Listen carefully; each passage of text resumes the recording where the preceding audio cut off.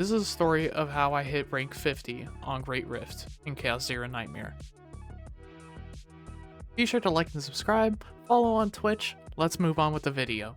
We have a typical Serennial laser deck where it's just a bunch of morale stacking with Ray. So we have our laser Serennial still, but now we have Veronica here instead, giving us 6 extra morale because we just went for as many negotiates as possible. And the Repose with the cost reduction and the actual AP on draw cost reduction helps as well. We have a refined Orlea deck now, so this will look a lot more standardized. We still were able to get our double gear bag. And we have Will of Light here, we have our growth acceleration to apply vulnerable on enemies for our final turn 10, and then softies to do their work. On the modifiers, we get the at battle start, draw 1 exhaust cards of this unit. I got really lucky in terms of getting both Sphere and this modifier on top, so we're able to guarantee getting a gear bag turn 0 and start with a hand of 6 cards, after playing 1 card to trigger the combo. Moving on to Beryl, a more refined opening found deck where it's about Charge Shot and Forgotten Grave and Hidden Bullet to be the things that we're holding to retain, not Spores because we're trying to avoid clogging our hand. We have our second method, we have Mask of Flames to do even more damage, and we also have a Stockpile and Forest Cube that doesn't really do anything for us. Our Typhara deck, however, this is where shit gets crazy.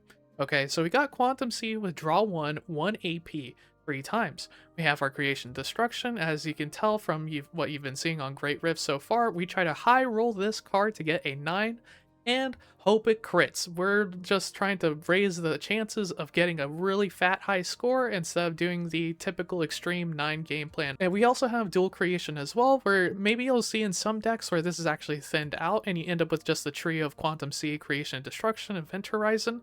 The reason I chose to leave it in here is specifically to replicate the square card.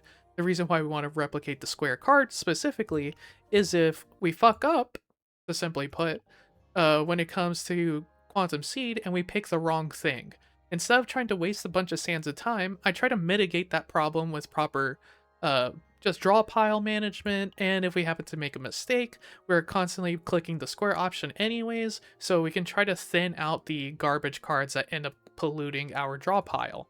So that's why we still have draw creation in the deck. If we do this, we can just create a square, draw the card, and then create another square because, we played something to activate the second condition. If we take a look, create one of the next archetype card exhausted. So it gives us a little bit of leeway in terms of being wrong with our guesses before having to spend our sands of time.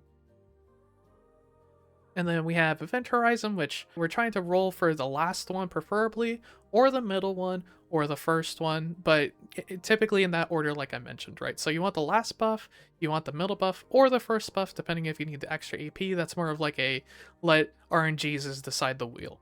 And then we have Rally here just cuz. And then for equipment, we have Brilliant Flame, and we have the double 2 cost modifier on it, so we got 40% there, we got 25% there, and then we have 2 damage reduction from God's Hammer, pretty useless. We have Phototype Synthetic once again, which we can actually trigger through playing our archetype cards for Typhara. And then for the Leaf, this is just the tech that I have here, and I'll go ahead and mention the modifier Vulnerable State just to try to roll that crit chance even better. The main thing here is that notice how we're not running like a one for all type deck. I wanted to keep that out as much as I could. So what the idea is that we want to try to set up the way we play Event Horizon to be able to stockpile 9 energy on the start of our final turn. You'll see how that goes during the run section. So with that out of the way, so let's take a look at equipment really quick and then we'll hop straight into the run, guys. So here's Ray, our potentials, here they are, our memory fragments, which is just focusing on nothing, frankly. If I really wanted to be optimal, I didn't even realize her fragments were like this. I should have had her use a 4-piece instead. For our Veronica, we're running a 2-2 and then just throwing anything else on her. Here's her potentials. Here's her manifest ego. I forgot to list Ray, and here's the save data as we saw before. Partner, and then here's Arwen.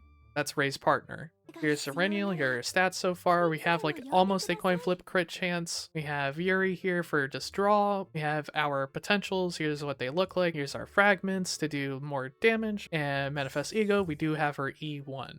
Moving on to our team 2, we have Orlea. Here's her partner. We have Arwen again, just cuz. We have our save data right here that we looked at before. We have our potentials where they're not leveled at all. We have our memory fragments right here. Manifest ego wise, we have nothing. Moving to Beryl, we have our E6. For memory fragments, we have her holding just Black Wing and Executioner's Tool. Shoot the thing over and over again, be the thing that breaks the arm so that Typhara can do her thing. And then for potentials wise, once again, not very leveled. I should probably level that. I didn't realize they weren't leveled. Then we have Rosaria here, and then we have our stats. Here's Typhara, where we have a 50% crit chance, but we manipulate that odds to be an extra 15% because of our save data, if you remember right, with this leaf that we have and the modifier that it has. For our partner, we have Alyssa for just being a cheap ego point skill, and this will be really important during our final turn because of whenever we pop our ult with Typhara, we want to be able to activate this to get 2 extra AP just in case of emergency we need 2 extra AP. That marks our partner. Here's our save data once more. For our potential, here you can definitely tell that a lot more things are leveled, and our memory fragments are just 222 across the board, right? You got defense, you got attack because it does scale 30% for defense-based damage with attack, and then for manifest ego, we do not have EU1. So now that we've gone through our roster, let's move on to the actual run. Alrighty, so for this first phase, the main idea that we want to go for here is that we have Serennial start by breaking the arms, right? So for this turn, we set up with some reposes, and we also play our Shining Core just to get the effect going. We play another repose to continue drawing our deck. We, in fact, overdraw there a little bit, but it's whatever. We're just going phase constantly, breaking arms. Like, there's not really much thinking that I'm going through here. I'm saving all of that mental energy for when we're in the next phase and we have to worry about our hand and our draw pile manipulation. So, with all that being said, we play all of our lasers. We'll be breaking the arm. Wait for the animations to go through. There you go. We continue to play our lasers, just dumping them into that hand specifically since it's already broken. We decide to burn one of them with our snack time just to get the damage amplification. We can play repose because we'll just refund it with our +1 AP homing laser.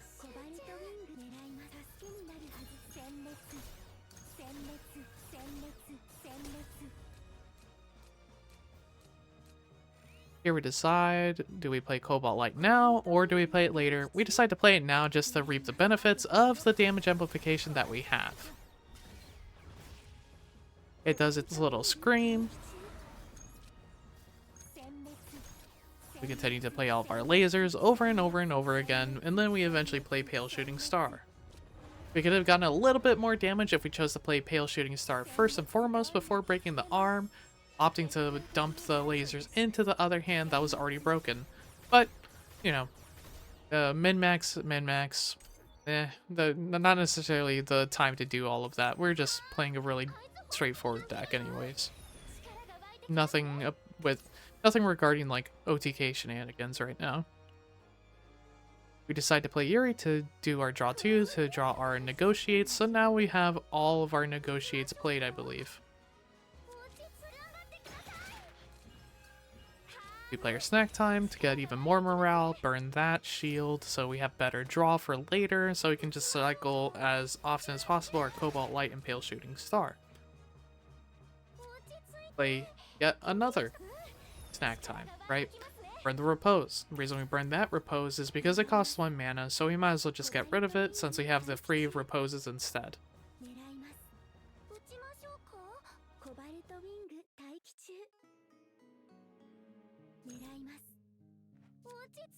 It's also been long enough to where we actually have to do a song switch, so with that being said, we're just looking at our hands, thinking how we want to tackle fighting the head, right?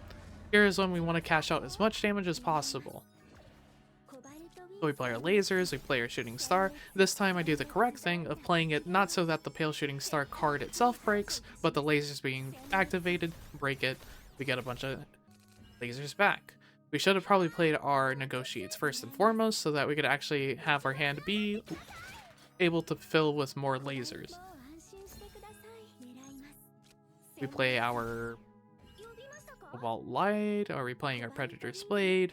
This is sort of the benefit of watching the replay live for the first time, right? No script involved or of any kind, so that's why the commentary can feel a bit sporadic. But hopefully, like, it is insightful because I'm giving you what's going through my head in rather real time of what I was thinking back then, right? So we dump all of our lasers. Pretty straightforward here. And don't worry, when we get to the second phase, I will be using slowdown in case I'm doing things that are just way too hard to try to commentate and explain, such as like the Typhara cycle and all that good stuff, right? Because that's going to be its own can of worms once we get there. Since you have an idea of what the damage phase looks like for phase 1, I'm going to go ahead and just skip to phase 2, because there isn't really anything more to learn here, right? It's just Serennial doing your thing, so we'll skip forward. So that marks the end of phase 1, guys. Alrighty, so now commences the start of phase 2.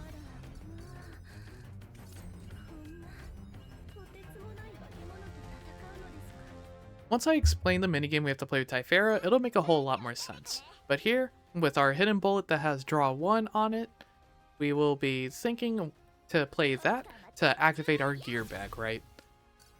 We also have Forgotten Grave being ticked down, we have Quantum Seed, which we're going to play and try to predict, but we're always going to be picking the square. We don't actually want to be correct on our prediction if possible. We want to be wrong every single time. We do it again, and we pick square. Unfortunately, we get it correct that time, so we have to draw the square back. We end up with a triangle that we draw. You'll see me checking very often Event Horizon. We play our opening founds. I take a look at Event Horizon. The reason I'm taking a look at that is just to see the 3 out of 3 effect that we now have active on it. I check my draw pile to see how many archetype cards we have. Here I decide to play a square to draw both archetype cards that we have in hand, right? Because I'm going to make a copy of another square. I'd look at Event Horizon again for some reason, which we now know what the effect is. I count how many cards I have. You can tell with the cursor dancing that I'm doing. We're going to get 2 AP, draw 2, and give 80% to the next hit we do. Which is going to be that creation or destruction that we're going to be trying to roll a 9 on. We play another archetype square. We now know there's no archetype cards left. And we just play the rest of our cards, right? Eventually we will have, there you go, a nice little sneak peek at the 9 cost, creation and destruction. And we play our growth acceleration here to activate our growing creature. And that's what our general game plan is going to look like. We want to cycle to where we activate our Event Horizon's effect with that predict, draw 1, gain 1 AP card that we have for Quantum, right? We want to repeat that over and over, trying to build up our creation and destruction. Hopefully high roll, get it to be a 9, get it to crit, get as many Will of Lights and growth accelerations as possible. There's going to be a lot of me cursor dancing to count how many cards we have as well. Just because hand size is going to be a bit of an issue that you'll see that I run into a couple times here. Unfortunately, we get a square again, but it's alright. We have creation and destruction. But then you'll notice this happening, right? I actually hand lock myself to where I don't actually create the square. Not good, right? Now my draw pool is diluted with a little bit of trash from archetype cards. But we play our Will of Light, we scale our softies up, you know, that's fine. And the reason why we have the Guilty Pleasure here is exactly for emergencies like that we just ran into. So after making sure we have enough room in our hand, we play our Quantum, we play our Growth Acceleration on a softie, and then we just try to activate our Event Horizon by playing our Quantum Seed, playing all of our archetype cards, and we'll call it good from there. You're going to see me back and forth once again, checking Event Horizon. I know I do it really fast, but you know, it's just, once you've done this several times, you know just to be scanning the card to make sure I have 3 out of 3. That's why I'm not really reading what it says, just making sure that says 3 out of 3.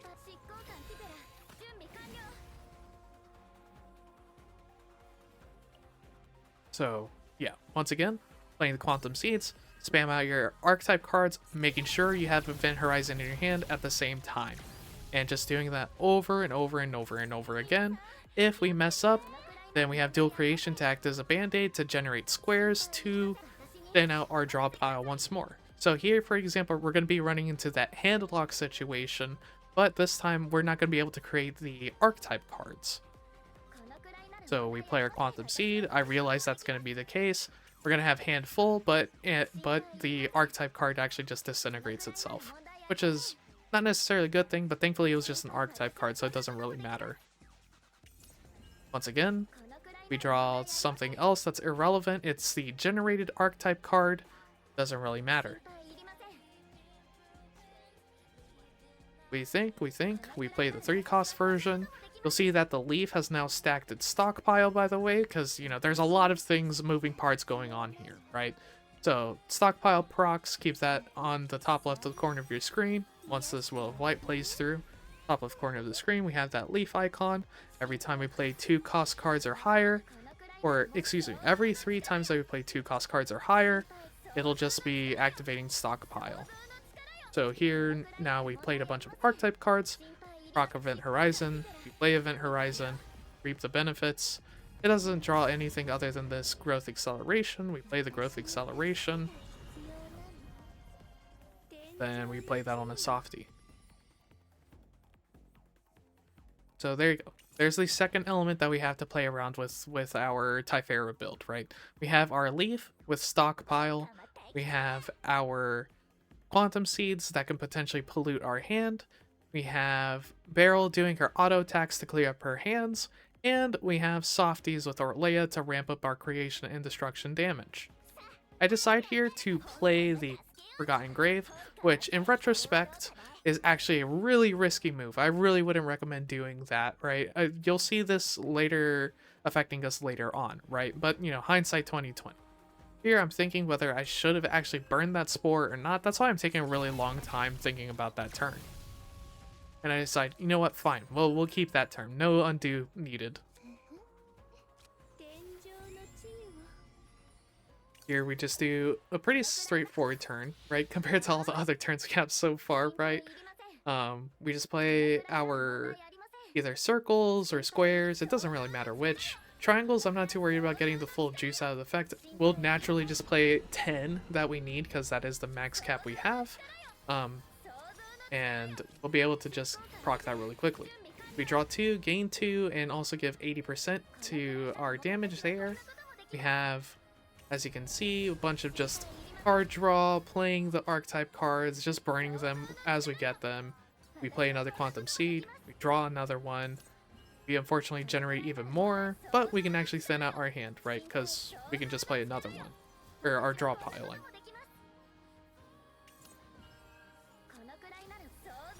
Thin out the archetype cards, play the Will of Light. And that marks the end of our third turn.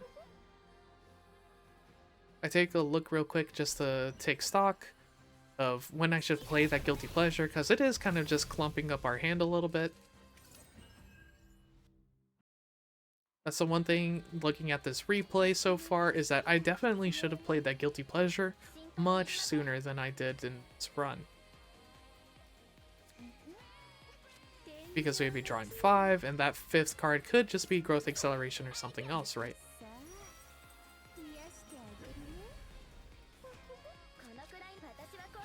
Play your Quantum, draw a square, which unfortunately we generate more archetype cards. Draw a pile, I see that we have just one archetype card chilling there. Thankfully we do draw dual creation, but we generate more fodder, so I have to play the square to get out.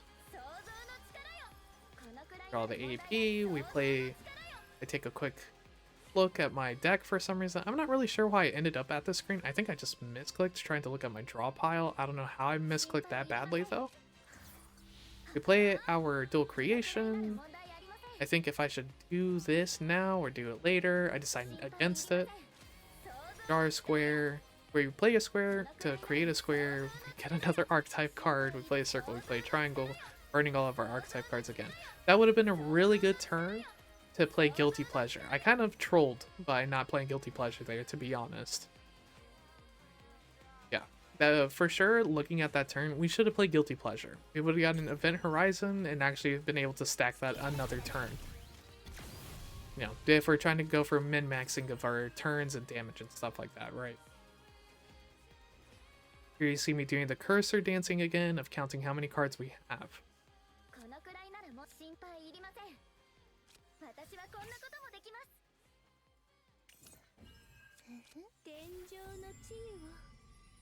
Softy, or our growth on Softy, draw a card.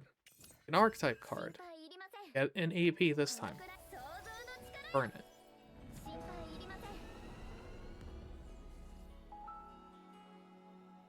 Draw a pile, see that we have a 3 cost and a 2 cost now. Down of our cards once again, that's why you see me fanning from left to right. I decide to play dual creation here. We end up not generating the square, but that's actually okay. We don't actually care about the square in that case. We actually want to generate enough mana to hopefully be able to play those high cost cards and hopefully high roll a draw 2 as well, which unfortunately we do not. Either way, Event Horizon gets played every single turn. Yeah.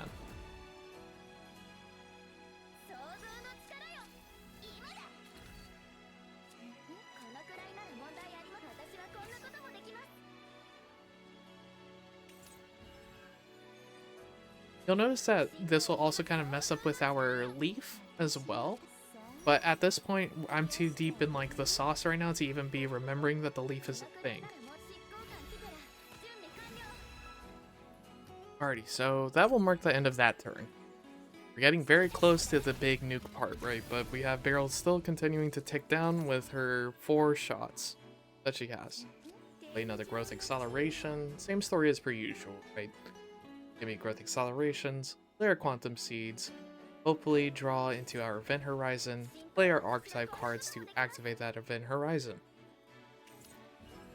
Generate more archetype cards by accident, so we just try to send them out as best we can.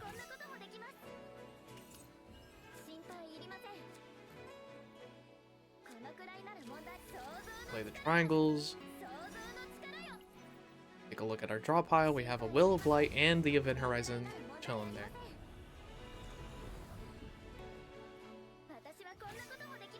Do in fact get our Event Horizon, which is really good for us, right? Because then now we can actually play both cards this turn.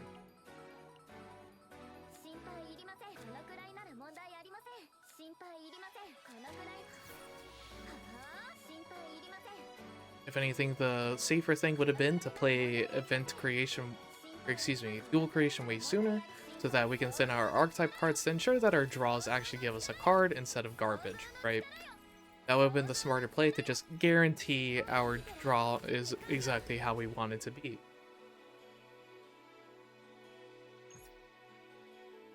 I start thinking if I should pop this sooner, but I decide against it because it doesn't make sense. I shouldn't be popping that unless it's the final turn to eke out that 2 extra AP like I mentioned before. I decide to look at Beryl ult because I'm thinking I might actually need that extra damage here. So I do end up actually playing the Beryl ult because I kind of guesstimate that I will have at least enough ego point econ to get back up to 5 to be able to play Typhara ult. Right, so next turn, we play our Growth Acceleration on Softy, Quantum, play that Will of Light that we top deck, play that AP archetype card, get the Will of Light out of our hands so we can make room for other cards as we need to. Cost goes up for Dual Creation and the Quantum Seed, but we have enough mana to just make it work anyways.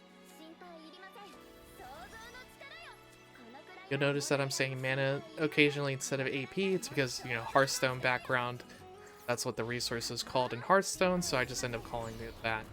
Or, you know, I might call it energy every once in a while because, you know, Slay the Spire 2 just came out. Would recommend, by the way, guys. You should definitely check that out. Definitely check that out. It's probably the game that, like, defined the roguelike card builder, deck builder type genre, right? It is the Binding of Isaac of like card roguelike games. Definitely recommend. Okay, so shilling aside for Slay the Spire, we play another Quantum Seed and we burn another triangle. And that marks the end of this turn.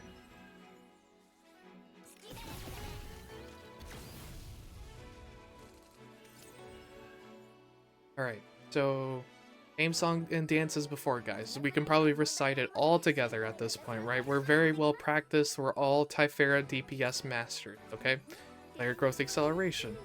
Put it on a softie. Play the square, because we have Event Horizon in our hand. We don't have to hold the archetype cards. Play the Quantum Seed. We draw another Quantum Seed. Pick a square. Perfect. We get a triangle. No worry there. We get Dual Creation, or Quantum Seed, or Event Horizon, because I believe we have Event Horizon stacked at this point. Decide to play Quantum Seed to try to find the Will of Light. Fortunately, we draw an archetype card instead. But we have Event Horizon, we don't have to worry about it. You'll notice at this point, I'm forgetting to even commentate about the leaf stacks because it really is just an extra element to be thinking about that is very easily forgettable when doing all of this constant cycling and hand juggling. I'm sure if I took like an hour to do a phase 2 run, then I probably could keep track of the leaf and at least play around it a little bit better. But with all that being said, that marks the end of our turn with that Will of Light. And I want y'all to take special note there. I'm going to play it back one time. So at this moment, if we didn't crit right here, we actually would not have had enough damage to be able to actually attack the head. And that would have been really sad. Okay.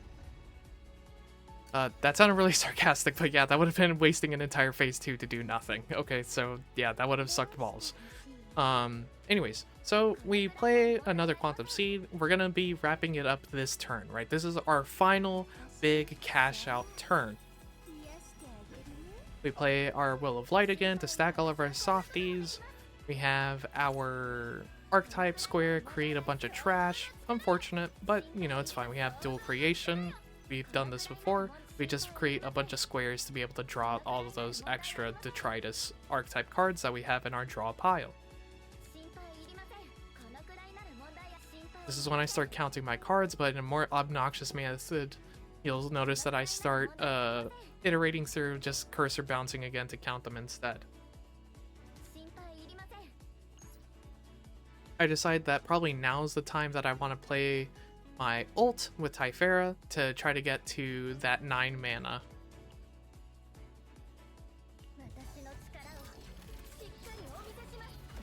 So we play our ult here to create circles. Play our circle immediately, and we play our... We'll do it in a moment. We see that we actually refund our 2 AP from that, which is pretty lucky and pretty nice at the same time. I'm counting my hand size again just to be extra safe that I don't accidentally mess up this turn, right? We create a circle, we create the 3, we create the circle spare, and then we play all of our other archetype cards. We draw the circle that was in our draw pile, and then we play our Event Horizon that happens to refund itself and thin out the rest of the Quantum Seeds that we have in our deck. And the only thing we care about at this point is actually just having enough AP to be able to play a 9 cost Creation or Destruction. You'll see it be 9 for now, but notice as we exhaust more archetype cards that we start diminishing, or we start randomizing and scrambling that value, right? There is RNG inherently involved with that card. You have to hit a 1 in 9 for it to be a 9, right? So there you see it turn into a 3. We luckily create a circle there, but we had a buffer, right? There I see how much we have, but it's not really anything relevant. That gives us a little bit of a buffer by being able to exhaust another circle. We have the max cap of AP, so we really, it's whatever in terms of the AP cost. See, Creation Destruction turned into 4. We have that 9 cost. And we crit! Ginormous damage, okay? We hit the 1.2 mil, and that's pretty much the combo. Typhera does her little triple blast. Alright, cool. And you see me kind of like tweaking with my cursor. I'll let me during that time take over now. Enjoy. Let's go. Holy shit, dude, my hands are fucking shaking right now. Okay, let's see. Ooh. Let's see where we ended up.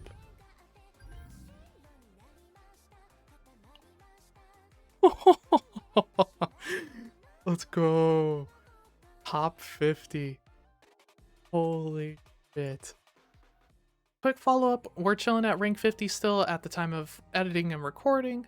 Thank you to everybody who dropped by the stream to say good luck on your runs, good luck getting your top 100, and yeah, special thank you to you guys. You made it really bearable to grind through and get these builds up and running, so appreciate y'all a lot, and thank you for the support. But with all of that being said, thank you for making it to the end of the video. If you want to see more videos in this style, subscribe here, follow on Twitch, and I'll see you in the next one.